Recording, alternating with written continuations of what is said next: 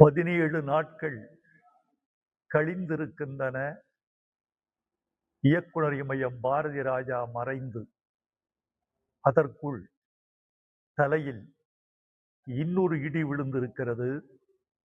பாக்யராஜின் மறைவு. பாரதி ராஜாவை புதைத்த மண்ணின் ஈரம் இன்னும் காயவில்லை.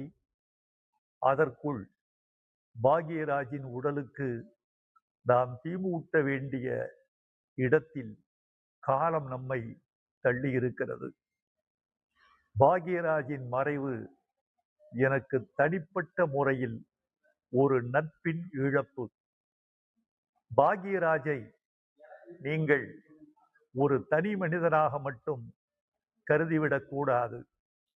அவர் ஒரு பன்முக கலைஞர், கதாசிரியர், எழுத்தாளர், திரைக்கதை ஆசிரியர், இயக்குனர், இசையமைப்பாளர், முடிந்தால் ஒரு பாடலாசிரியர், நடிகர், இயக்குனர், தயாரிப்பாளர்.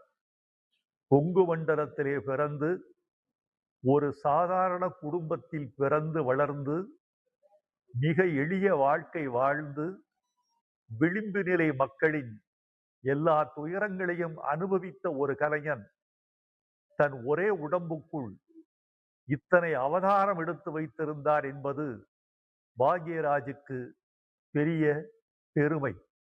இத்தனை திறமைகள் கொண்ட ஒரு கலைஞன் தமிழகத்தில், குறிப்பாக கொங்கு மண்டலத்தில் இன்னொருவன் தோன்றுவதற்கு எத்தனை ஆண்டுகள் ஆகும் என்று நமக்கு தெரியாது. ஒரு உண்மையை உங்களுக்கு சொல்ல வேண்டும் என்று விரும்புகிறேன்.